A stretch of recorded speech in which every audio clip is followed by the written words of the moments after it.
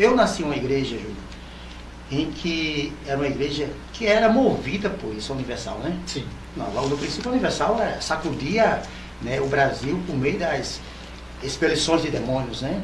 Era muito falado, televisão, rádio, isso era muito divulgado. Então eu nasci na Universal, eu cresci ali, aprendi ali, convivi com muitas experiências com relação a essa.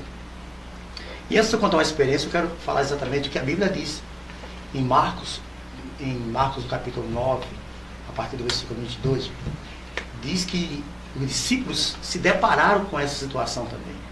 Quando um pai aflito com o seu filho, né, desesperado sem saber o que fazer, porque muitas das vezes esse menino manifestava, algumas vezes caía no fogo, outras vezes na água, né, e os demônios de alguma forma buscavam tirar a vida dele de alguma maneira. E eles pedem socorro aos discípulos, né? Sim. E os discípulos ali, eu entendo que muitas vezes, eu não vou citar a palavra medo, porque tem muitas pessoas na igreja que quando está diante dessa situação, elas se intimidam, ou posso usar a palavra se intimidar, ou ficam receosas, né, de ir orar, tentar fazer a coisa e não acontecer, né? E aí dizer, eu vou passar vergonha. Só que nós temos que entender que essa autoridade Jesus já deu para a igreja. Nós só precisamos nos apossarmos dela. Então, Júlio, aquele jovem saía se revolvendo pelo chão feito serpente, né? E aquele homem desesperado, a multidão percebe a chegada de Jesus, então aglomera ali, cerca Jesus, e ele aparece e diz, Senhor, socorre-me, porque o meu filho, muitas das vezes, aí ele relata a situação, eu pedi aos seus discípulos e nada eles puderam fazer, né? E Jesus vai lá e repreende o espírito na vida daquele menino, né? O menino, ele é completamente volta à lucidez, né? Depois de ter aquela situação já controlada por Jesus. E Jesus diz aos discípulos o seguinte, por que vocês são tão tímidos, né? Ou seja, ele queria exatamente que ele usasse a autoridade que eles tinham. Mas eu entendo que aquilo ali era novo na vida deles. Sim. E aconteceu na igreja isso, né?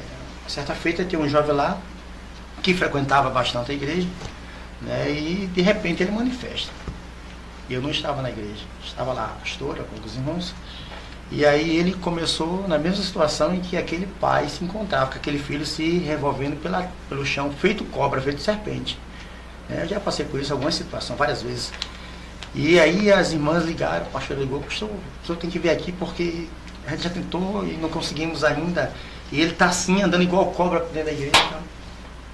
E eu fui lá. E chegou lá, nós fizemos oração, né? E Deus, ele contornou a situação.